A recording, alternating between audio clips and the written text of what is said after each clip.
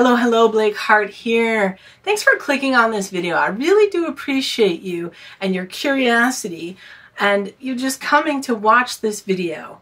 So I wanted to talk a little bit about myself and about my plans for 2022. And I realized that I've talked about myself here and there, right, in different videos, but I've never really done a video about, I don't know, the journey I had before I showed up here on YouTube making these videos on this channel. We all know this channel covers my journey in learning music production and little sprinkles of DJ stuff here and there and business stuff. And yeah, I mean, it's a little bit of hodgepodge, but it makes sense in the end. I feel like it makes sense.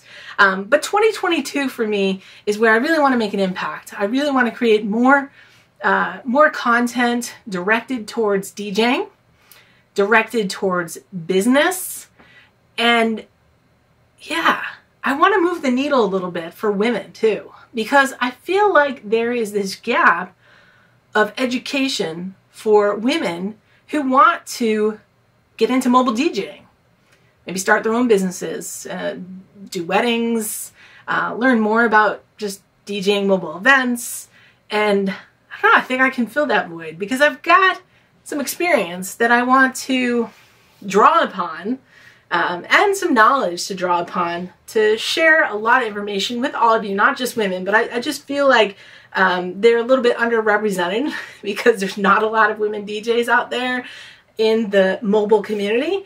And I think that, yeah, I can fill that void and make an impact. I want to make more of an impact with my content in 2022, especially for you people out there that, want to start your own businesses, right? And you're wondering about things beyond, should I be an LLC or a sole proprietor? You're wondering about things about how do I use QuickBooks? What do I really need to know for my income taxes? Like, what do I do for sales tax? Do I need a business permit? How about DJ liability insurance? Like, there's just so many different things down to how to do it. So let me just sort of go back. I'm going to tell you a little bit about myself right now. I don't want to make it too long, but I don't want to make it too short. So we'll see if we can fall somewhere in between there. Because you're probably like thinking, I don't know, who is Blake Hart? Who is Blake Hart and what does she have to say about DJing or business that means anything to potentially you? So let's talk about it. Way back about 20 years ago is when I decided that I wanted to learn how to DJ, and I didn't know anybody that was a DJ. It's just something I wanted to do. So I went to Guitar Center, bought myself some Pioneer CDJs, got a mixer, and started trying to learn. And I didn't know what the heck I was doing. There was no YouTube back then, right? There was no book that told you how to do it. It was a whole different world. You had to like decide you want to do something, figure out what you need to buy, and then learn how to do it yourself. I just didn't have any connections or way of finding other DJs. So I tried to teach myself, made some mixtapes that sounded like crap. I was in the Boston area. I started looking for, I don't know, maybe somebody to give me some opportunity, and I did finally find some opportunities. One of those opportunities was a nightclub where a lot of OGs there that had spun or were spinning vinyl and had like spun in the disco era and just had a lot of knowledge that they were willing to share with me. And I forever thank you, Dave Badger, for showing me how to DJ. He taught me, bars and beats and counting and everything I needed to know. And he's a great guy for doing that. I really do appreciate it because as a woman, as we all know, especially back 20 years ago, guys didn't really want to share information with women. The guys thought that maybe the girls shouldn't be in the DJ booths. It wasn't, it's just the camaraderie that exists today, which I know, like, still lacking in spaces, okay, but just think of how bad it was over 20 years ago. So, I got the opportunity to learn how to DJ on vinyl with a Yuri mixer, and wow, that was like eye-opening. Oh my god, I'm really mixing songs now. So I ended up playing at that nightclub for a while, like years. It became my family. Shout out to Randolph Country Club in Massachusetts. Great great family there. And yeah, I played upstairs, I played downstairs, I played CDs, I played vinyl, I did it all. And I also did a lot of other events. I used to do the Boston Pride events, other clubs like in Boston, like the Midway, God, I forget all the Jamaica Plain. I did clubs there. Where else was I? Toast. I don't know, Pure. You name it. I got involved in the whole scene, DJing, doing the nightclub stuff. I also DJed down in Providence as well at DeVille's. I had a steady thing there, and I was doing that. Then I got involved in radio. Met up with a guy named Fast Freddy, who is a talk show host in the Boston area. Ended up doing a lot of radio stuff for WBMX Boston, and then some other syndicated radio shows with DJ Wild Bill out of X-Mix, and just like a bunch of, just like sort of got in that whole zone, and it was fun. It was so much fun. I gotta tell you, being a nightclub DJ and DJing on the radio, wow. It was fun, and that was my life for years. Belonged to the record club, get my records. Just loved it. I love that whole experience. But you know, it was a hobby. I'm gonna call it a hobby because it's not like I was making a ton of money. I was spending more on music than anything else, right? We all know how it is, and back then there wasn't like a ton of money coming from the clubs and from these gigs and stuff. But I had a lot of nice experiences and a lot of nice stories from doing that. But I got to the point where I said, how can I create a business out of this? Because I know how to DJ now. Can I do something like being a mobile DJ, like doing weddings where I could actually make some money? So I did. I decided to start my own business. I think that was around, let's say like 2007. I legitimately started my own business. And I had no idea what I was going to do. I didn't know how to DJ a wedding. I hadn't been to a wedding in years, nonetheless DJed one, nor in the Boston area, because I grew up in New Jersey. So I didn't even know, you know, regionally weddings differ, because I'm like, so what's a Boston area wedding? Like, I don't know. Back then there was this guy, Randy Bartlett. He made these DVDs. It was a whole set of DVDs, and it trained you on how to be a wedding DJ. And I think Peter Mary also had a book out around that time. So I educated myself as best as I could. I'm sure there were message boards and forums and stuff like that I also looked at too. But I did the best to learn about how to be a wedding DJ. And I think I did okay. My first few gigs, you know, they weren't like high paying gigs, like for some people, like I knew, like a few of them were like, people asked like, hey, you know, I know you DJ in the nightclubs, like, would you DJ my wedding? So those types of deals. And it was fun. It was fun, and I got better and better and better and better. Let's just put it that way. I created my own system that worked for me. I probably did in the end, about 70 weddings maybe, and through the years. And yeah, it was my side hustle, and it was a lot. I was working a full-time job too. I'm actually an attorney. I'm a licensed attorney. I also went to school to get my MBA, and I got a master's in accounting. So, you know, during this time, I was either going to school or I was working a full-time job, but this was my side hustle. And pooh, it was a lot. It was a lot of work. I was a one-woman show for the most part. Once in a while, my wife, who was my girlfriend back then, she would come and she would help me, but for the most part, it was just me. I was going to New Hampshire, I was going to Connecticut, I was going all over, you know, Rhode Island, you name it. I was there, I was doing weddings. And I got it down because I had to, because it was just me, right? I was setting everything up. I was doing getting everybody coordinated to then do the announcements, you know, the introductions rather, do the toast, doing it all. I was the MC, I was the DJ, I was everything. And it was fun, right? Because it was a great challenge for me. But the money was good. I was like, I'm finally making money doing something. All right. And I kept getting booked and kept getting booked and booked and booked. And I just burnt myself out. It was probably getting close time for me to start a multi-op. But I was getting burnt out. And I started talking to a photographer. And I was like, you know what? Why don't I do wedding photography? Because I can make more money and do a little less, right? Like, you know, wedding DJs compared to photographers, I'm going to say like wedding photographers is easily about 2 times of what a wedding DJ gets paid.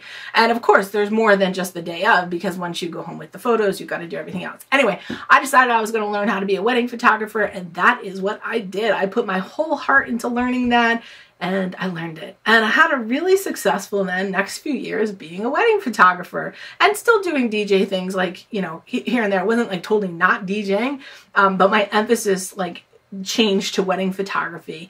And from there, I ended up getting and doing some education stuff with my background with law and business. I started doing stuff for Sal Sincata and Behind the Shutter. I was educating other photographers at conferences on taxes and business information, and even shooting same-sex weddings, because I shot a lot of same-sex weddings as well. So that was really a lot of fun. I really enjoyed that.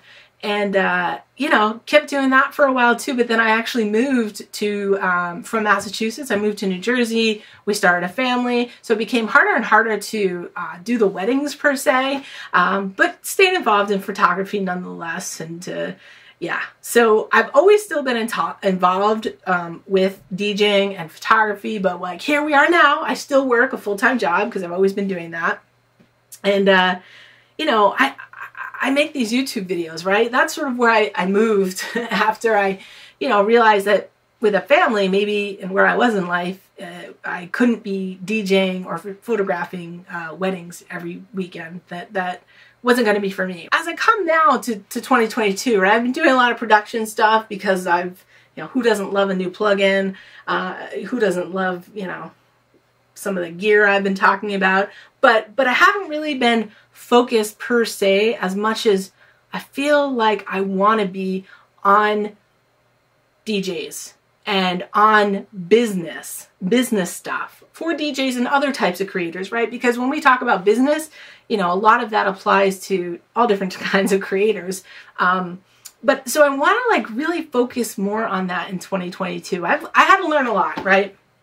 You know, when you do about 70 weddings, and you do them on your own, you've developed a method. Let's just put it that way. You have developed a method that you know is going to work each time to make things as easy as you can for yourself, right? We don't do something different every single time. We want to create a method that works, a proven method of doing something to make it easier for ourselves, right? Whether that's the sales call.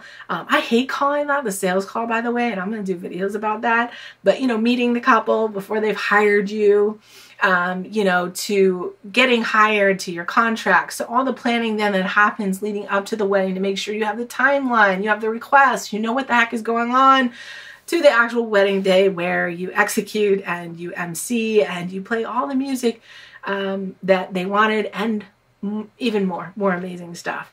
But like what happened for me, and this is such an interesting thing I don't think I touched on yet, was that like back in the day, like when I started, you know, going to wedding DJing and photography, it was still like old school. Like there was a lot of cheese going on, right? For wedding DJs, it was like, from my perspective, I was like, oh my God, I wouldn't hire like that guy to DJ my wedding. Like what the heck? So I created a product that I would want to, you know, have at my own wedding. So my DJing business and my photography business, it was very much geared towards like those young Boston couples that, you know, music was really important to them, right? For example, for DJing, like the music that was going to be played was really important to them. It wasn't just a couple who was like, okay, yeah, play some of this and play some of that, I'm cool.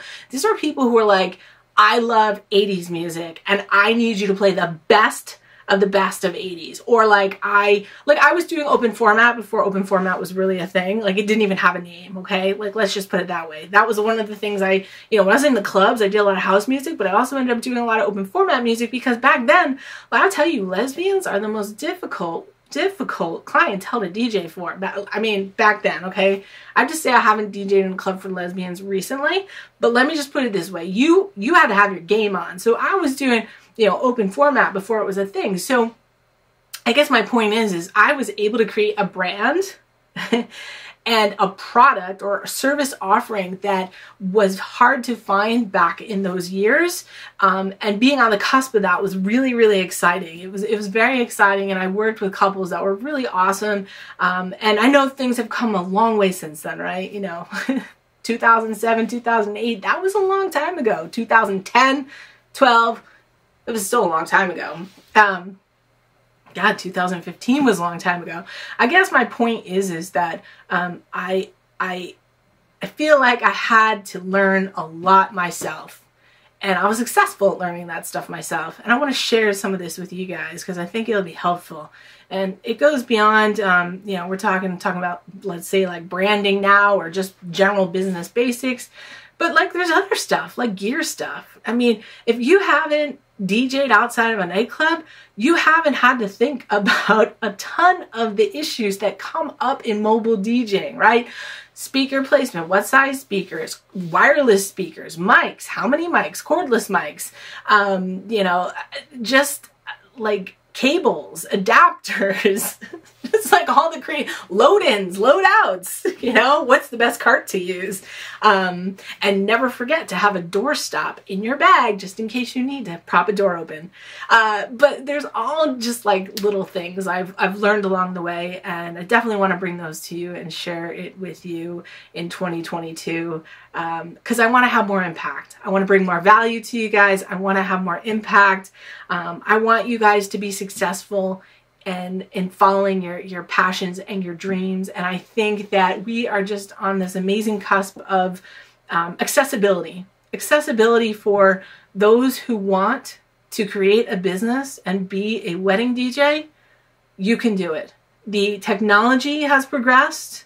The knowledge that's being shared out there has progressed. You don't have to go watch Randy Bartlett's videos and try to figure out how to MC a wedding. And there's just not a lot of women talking about these things. I think that's the other thing. Like I felt like I had to share my voice, because there are not a lot of female mobile DJs.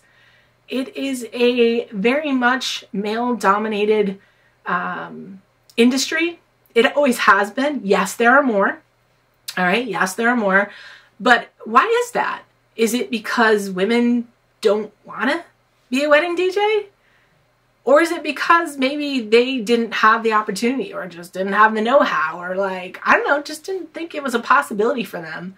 Like, I don't know, right? It's the same thing when we look at the sciences. Like, I don't want to get into that debate, like, because whatever, it's not worth debating. I don't know the answer there. But I just feel like I can have more impact and maybe help maybe some women, people, whoever that may be intimidated by this, to know, look, give them the confidence that this is accessible. You can do this. And these are the things you need to know to make it happen, and to really drive your passions to the place where you can make money from them. And that's, you know, is where I am now, right? Because it's a little harder for me with a family at this point in time to be out there DJing every weekend, or doing photography every weekend. And so I'm excited. I'm excited to have this type of impact here. So again, thank you guys for watching. If you haven't subscribed to this channel, hit the subscribe button, hit that like button, because that means the YouTube algorithm is gonna like me if you like me more. And I look forward to seeing you all more this year, more content, and again, more content towards DJing. I'm not to say I will not have any content on, you know, some plugins here and there and some other production stuff, because it's still something I'm doing. But I really want to move the needle here. Like, I think there's a lot of people who are interested in turning their passions for music into getting out there and DJing, and I want to help you guys. So that's what I'm here for. So I'll see you again soon.